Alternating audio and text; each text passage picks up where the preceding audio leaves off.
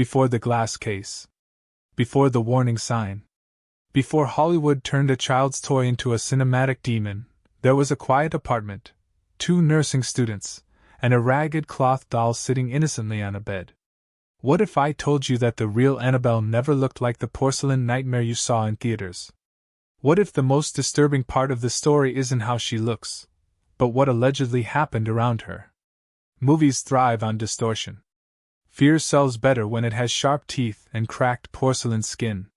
But the real case behind the Annabelle legend is stranger, subtler, and in some ways more unsettling than anything Hollywood portrayed. Because it wasn't about jump scares. It was about manipulation, suggestion, belief, and the fragile boundary between psychological vulnerability and supernatural interpretation. To understand what the movies never told you, we have to step back to the late 1960s in the United States. The doll at the center of the story wasn't porcelain at all. It was a Raggedy Ann doll, soft-bodied, red yarn hair, button eyes. Harmless. Familiar. The kind of toy that looks comforting rather than cursed. The case became widely known through paranormal investigators Ed and Lorraine Warren, the same figures later connected to other high-profile haunting claims that inspired the Conjuring Universe. But unlike the cinematic version, the real Annabelle never moved across rooms in front of witnesses while eyes watched in terror. There were no cinematic levitations or dramatic demon face transformations. Instead, the claims were quieter and, depending on perspective, more ambiguous. The story begins with Donna, a nursing student who reportedly received the doll as a birthday gift from her mother. She shared an apartment with her roommate Angie. At first, nothing seemed unusual. But soon, according to their accounts, the doll began appearing in different positions when they returned home. Arms crossed when they had left them uncrossed. Legs folded when they remembered them straight. Subtle repositioning that could easily be dismissed as memory error. Or something else. Then came the notes. Small pieces of parchment paper appearing around the apartment with childlike handwriting that read "Help us" or "Help Lou." The unsettling detail here is not just the message, but the material. The women claimed they did not keep parchment paper in the apartment. It's here that the real psychological tension begins. Because in cases like this, the line between paranormal explanation and human suggestion becomes razor thin. When fear enters a closed environment shared by a small group, perceptions amplify. Minor inconsistencies become evidence. Patterns form. Stories reinforce themselves. Eventually, a medium was invited to investigate. According to reports, the medium claimed to contact the spirit of a young girl named Annabelle Higgins who allegedly died on the property before the apartment building was constructed. The spirit supposedly attached itself to the doll. Feeling sympathy, Donna and Angie reportedly gave the spirit permission to inhabit the doll. That decision, the Warrens later argued, was the turning point. In their interpretation, there was never a little girl's spirit. Instead, they claimed it was an inhuman demonic entity pretending to be a child to gain trust. That detail became central to the horror narrative later adapted into film. But here is what the movies rarely emphasize. There was no independent verification of the medium's claims. No historical record confirming the existence of a girl named Annabelle Higgins dying on that exact property. The Warrens' case files rely heavily on witness testimony, interpretation, and theological framework rather than forensic evidence. One of the most dramatic claims involved Lou, a friend of the women who reportedly distrusted the doll from the beginning. He claimed to experience nightmares involving the doll and later described waking up unable to move, seeing Annabelle at his feet before feeling intense chest pain. On another occasion, he allegedly found claw-like scratches on his chest that disappeared days later. These details would later fuel the cinematic portrayal. But from an investigative standpoint, they remain anecdotal. No medical documentation was publicly presented. No controlled observation took place. And yet, the power of the story does not lie solely in whether it was real or imagined. It lies in how fear operates. Once belief enters the equation, perception shifts. The brain becomes hyper-alert. The smallest irregularity becomes confirmation. The Warrens ultimately removed the doll, claiming it was dangerously possessed. Today, the Raggedy Ann doll is said to be housed in a glass case at the Warrens' Occult Museum in Monroe, Connecticut, with a warning sign advising visitors not to touch. The movies transformed that soft cloth doll into a cracked porcelain demon with glassy eyes and predatory stillness. But the real terror, if there is any, is subtler. It asks a more uncomfortable question. Was Annabelle a vessel for something unseen? Or was she a mirror reflecting how easily human belief can construct a haunting? That's where the real mystery begins. When the Warrens entered the story, the atmosphere shifted from uneasy coincidence to full-scale spiritual warfare. Ed Warren, a self-described demonologist, and Lorraine Warren, who claimed clairvoyant abilities, framed the situation not as a restless child's spirit but as something far more sinister. In their interpretation, the doll was never possessed in the traditional sense. It was manipulated. The entity, they argued, was not attached to the object but using it as a psychological foothold. This distinction matters because in demonological theology, particularly within Catholic doctrine, objects are not truly possessed the way people are. Instead, they are infested or influenced. The entity's goal is not companionship. It is oppression, obsession, and ultimately possession of a human host. According to the Warrens, Annabelle was a stage in a larger strategy. Here's what the movies rarely explore in depth. Ed Warren's framework was deeply rooted in Catholic demonology, not neutral investigation. His conclusions were theological before they were empirical. In that worldview, demons deceive by appearing harmless. A child's spirit is the perfect disguise. Sympathy becomes the door. Permission becomes the key. But outside that theological lens, another possibility emerges. The late 1960s were saturated with spiritual experimentation. America was in the middle of cultural upheaval. Interest in seances, Ouija boards, psychic mediums, and altered states of consciousness surged dramatically. Popular books about the occult and spiritualism were widely circulated. The environment itself primed people to interpret ambiguous experiences through a paranormal filter. When Donna and Angie reportedly allowed the spirit to inhabit the doll out of compassion, they may have unknowingly reinforced a shared narrative. In psychology, this is known as social reinforcement. Once a belief is accepted within a group, each new event is interpreted in a way that strengthens it.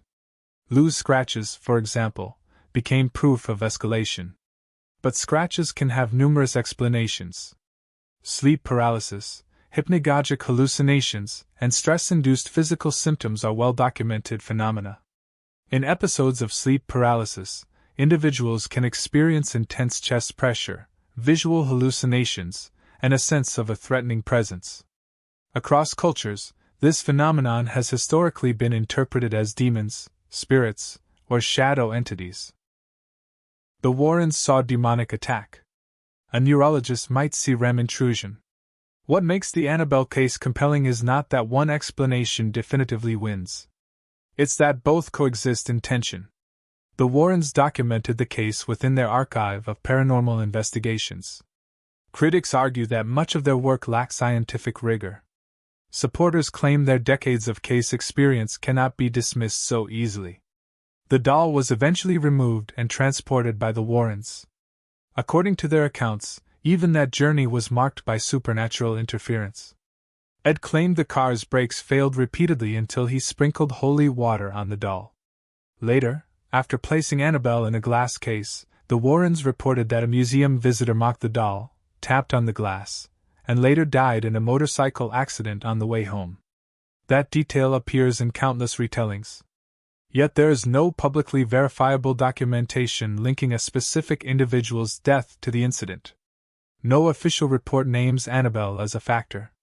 The story survives largely through oral transmission and Warren lectures. And that is where myth begins to crystallize. When a narrative is repeated enough times, especially in emotionally charged environments, it gains weight. The glass case, the warning sign, the hushed tones of tour guides all contribute to an architecture of belief. The setting itself becomes part of the experience.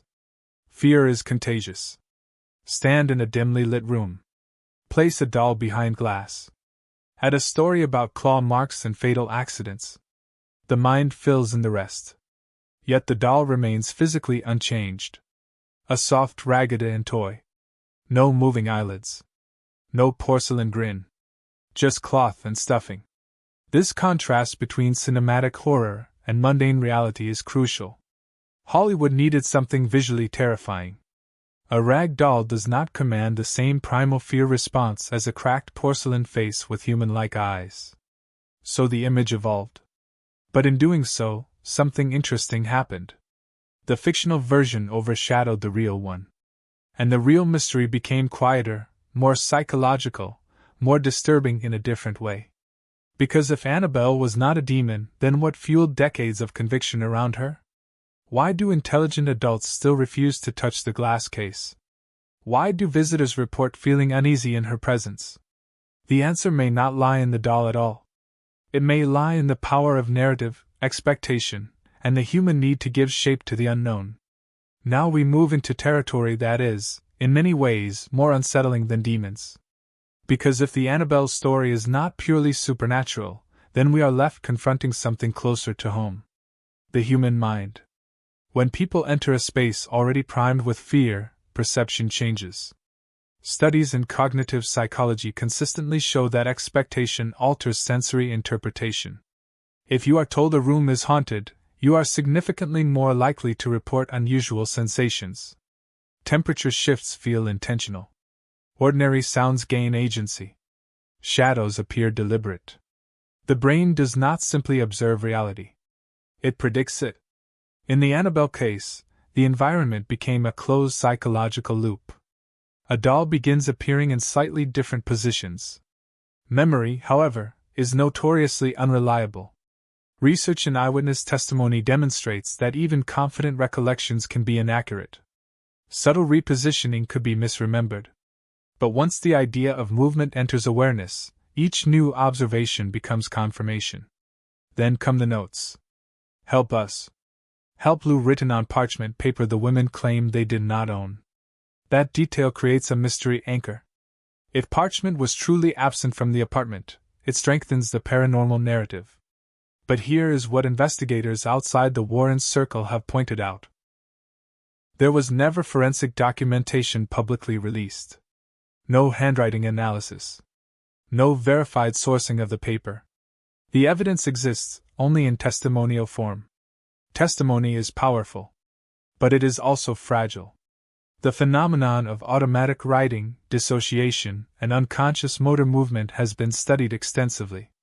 In heightened emotional states, individuals can produce behaviors without full conscious awareness. This is not to accuse anyone of fabrication. It is to acknowledge that the human brain is capable of surprising complexity, especially under stress. The sleep paralysis episode reported by Lou is another critical piece. Sleep paralysis affects a significant percentage of the population at least once in their lifetime. During these episodes, the brain wakes before the body does.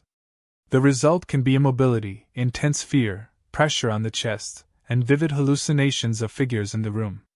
Across cultures, these experiences have been interpreted as demons, witches, shadow people, or spirits. In medieval Europe, it was called the night hag. In parts of Asia, it is attributed to ghostly visitors. In modern America, it can become a haunted doll. When Lou reported seeing Annabelle crawling up his leg before he felt strangled, that experience fits the neurological pattern of REM intrusion. The scratches on his chest, which reportedly healed quickly, could have multiple explanations. Stress responses can trigger skin reactions. Self-inflicted scratches during sleep are not uncommon. But once interpreted as claw marks, the meaning shifts dramatically. The key concept here is narrative reinforcement. Once Donna, Angie, Lou, and eventually the Warrens shared a unified explanation, every anomaly aligned with that story. This is known as confirmation bias. Humans are wired to seek patterns. Once a pattern is accepted, contradictory evidence fades into the background. But here is where things become even more fascinating. The Annabelle case emerged during a period of intense paranormal fascination in American culture. The late 1960s and early 1970s saw a surge in occult interest. Books on demonology and spirit communication climbed bestseller lists. The film industry began exploring possession narratives with increasing intensity. Just a few years later, The Exorcist would explode into mainstream consciousness. In that cultural climate, a haunted doll was not just believable. It was timely. When Ed and Lorraine Warren framed the case as demonic deception rather than a child's ghost, they were aligning it with a theological battle narrative that resonated deeply with religious audiences. A demon pretending to be innocent is far more dangerous than a lost child's spirit. That interpretation amplified the stakes. And once the doll was placed in a glass case, something powerful happened. Containment created legitimacy. A sealed case with a warning sign communicates danger. The physical barrier suggests authenticity. Museums, even unconventional ones, signal preservation of something real. The glass transforms a toy into an artifact. Visitors report unease in the room. But unease can be socially transmitted. If a tour guide speaks in hushed tones and recounts fatal accidents tied to mockery of the doll, the emotional tone is set. The human nervous system is highly responsive to social cues. Fear spreads silently, almost invisibly. This does not prove that Annabelle is harmless.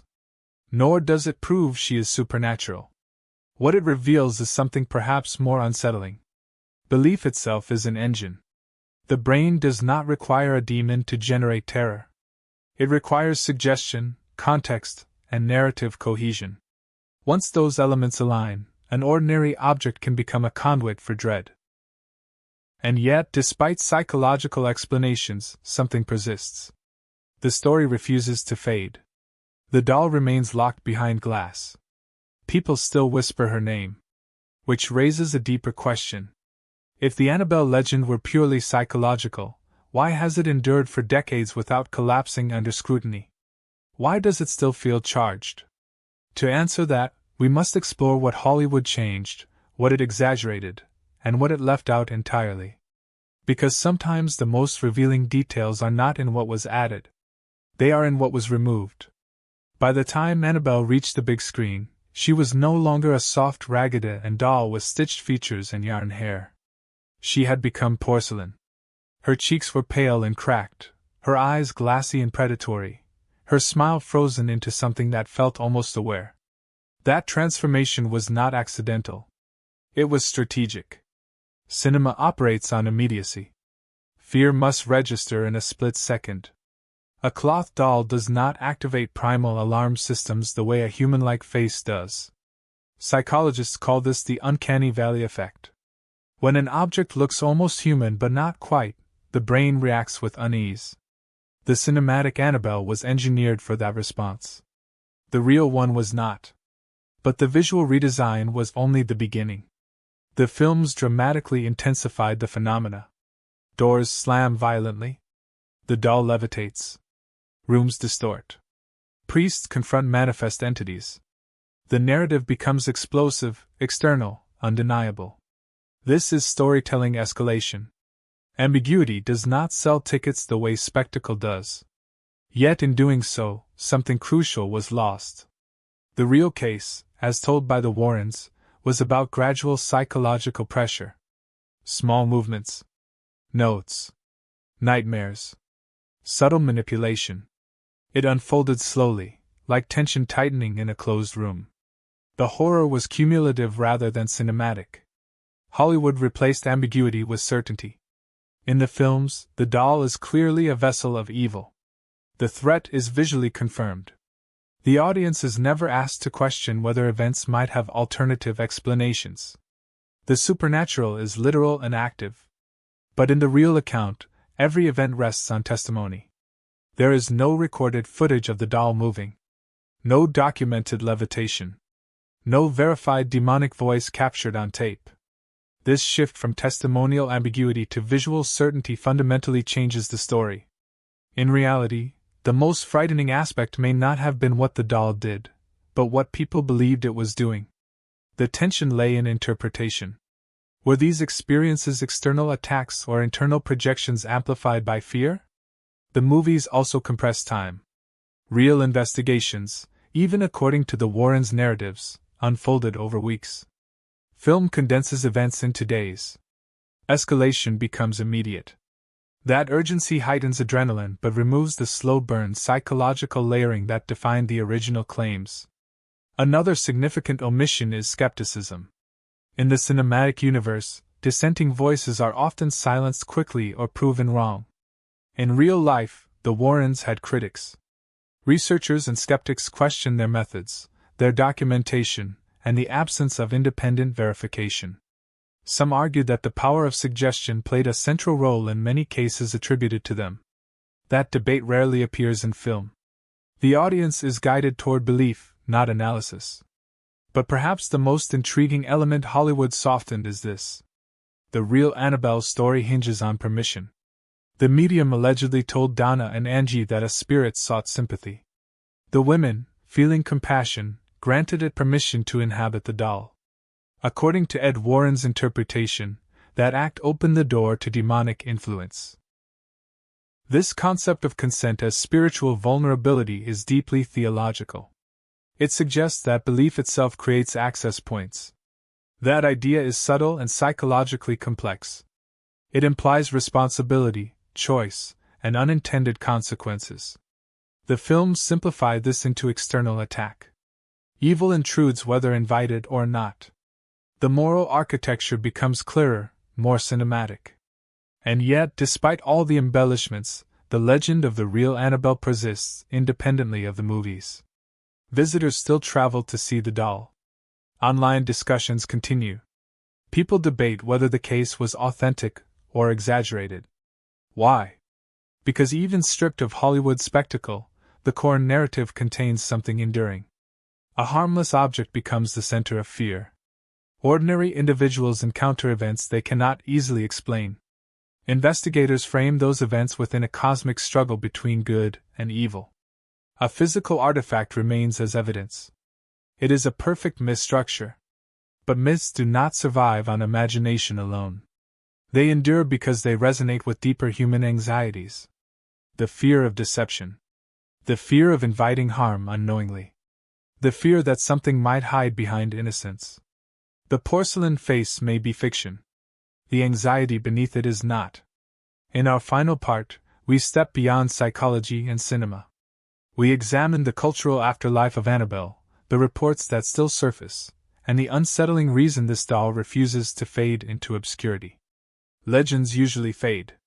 They fragment, soften, become campfire stories that lose their edge with time. But Annabelle did not fade. She evolved. Decades after the original claims, the doll remains sealed inside her glass case, reportedly still housed in the Warren collection. Visitors continue to approach her with a mixture of skepticism and unease.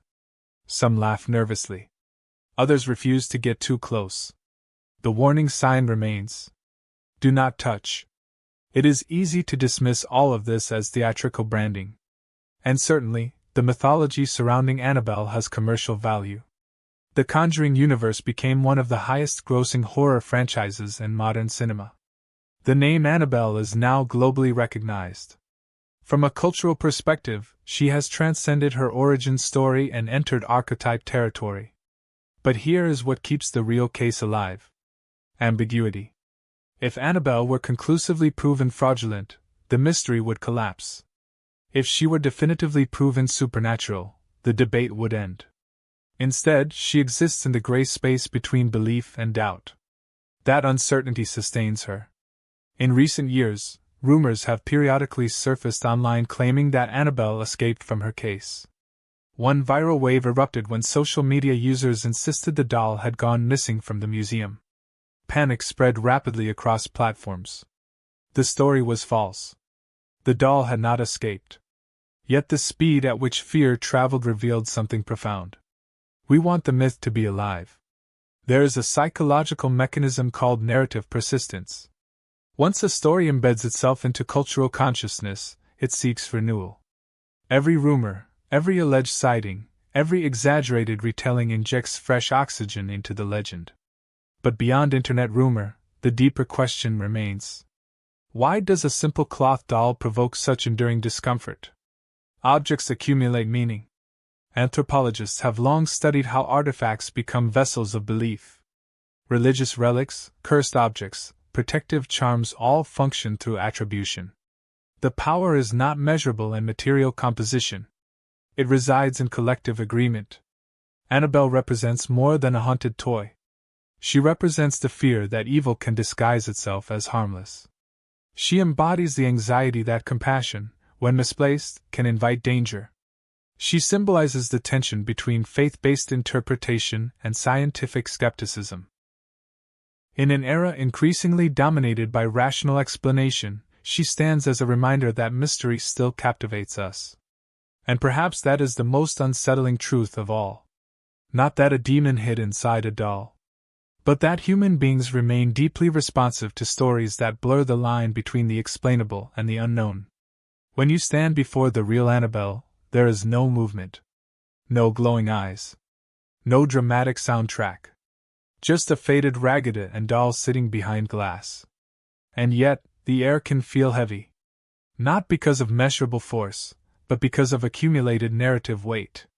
Every whisper, every retelling, every film adaptation presses invisibly against that glass. So what did the movies never tell you about the real Annabelle? They never told you how ordinary she looks. They never emphasized how dependent the case is on testimony rather than physical evidence. They rarely explored how psychological phenomena like sleep paralysis and confirmation bias can construct experiences that feel utterly real. They simplified the theology, amplified the spectacle, and removed much of the ambiguity that makes the real story compelling. But they also preserved something essential: the reminder that fear does not require sharp teeth. It requires uncertainty. Whether Annabelle was a demonic deception, a psychological cascade, or a carefully curated legend may never be conclusively resolved. The evidence is too thin for certainty. The testimony too strong for easy dismissal. And perhaps that unresolved tension is the true source of her power. Because as long as doubt remains, the door stays slightly open. Not necessarily for a spirit, but for imagination. And imagination, when fueled by fear, can be far more potent than any porcelain face Hollywood could design. If you enjoyed this deep dive, we can explore the next case where history, belief, and psychology collide.